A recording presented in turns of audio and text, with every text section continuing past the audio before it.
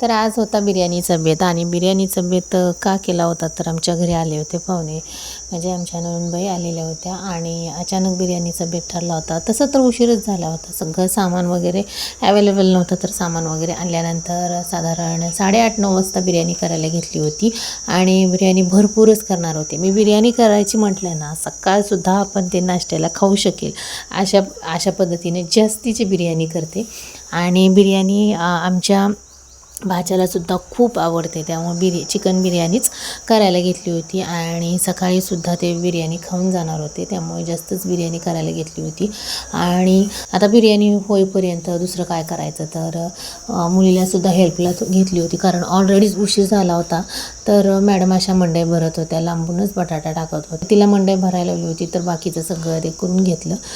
आणि दाजींना व्हेज करायचं होतं, तर ते व्हेज करून घेतलं. आत्ता बिर्याणी रेडी झालेली आहे. तर दह्याचा कांदा वगैरे केलेला होता, दह्याचा कांदा ताटामध्ये वाढून आता बिर्याणी सगळ्याला सर्व करते आणि आम्ही सगळेजण जेवण करून घेतो. कारण का ऑलरेडीच खूप उशीर झालेला होता आणि सकाळ ना आमच्या भाच्याला लवकर जायचं होतं, त्यांना 6ला बस होती.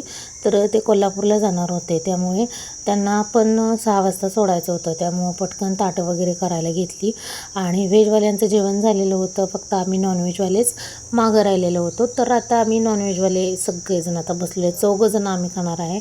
आणि कारण मिस्टर बाहेर, त्यांना आमंत्रण असल्यामुळे बाहेर जेवायला जाणार होते. आणि हे आमचे भाचे आहेत, तर ते तीन वर्षातून, म्हणजे शाळेला बाहेर असतात, 3 वर्षातून आले मामाच्या गावाला आले होते. तर त्यांना चिकन खूप आवडतं आणि चिकन बिर्याणीसुद्धा खूप आवडते, म्हणून खास स्पेशल, एवढा उशीर झाला तरी खास स्पेशल त्यांच्यासाठी हा बेत मस्त केलेला होता. तर आता आम्ही सगळेजण आता मस्त जेवून घेतो, गप्पा टप्पा करत आमचं मस्त जेवण चाललेलं होतं. तुम्ही पण या जेवायला. तर कसा वाटला माझा हा व्लॉग? आवडला असेल तर नक्की लाईक करा, शेअर करा, सबस्क्राईब करा आणि भेटूया नेक्स्ट व्हिडिओमध्ये. चलो बाय.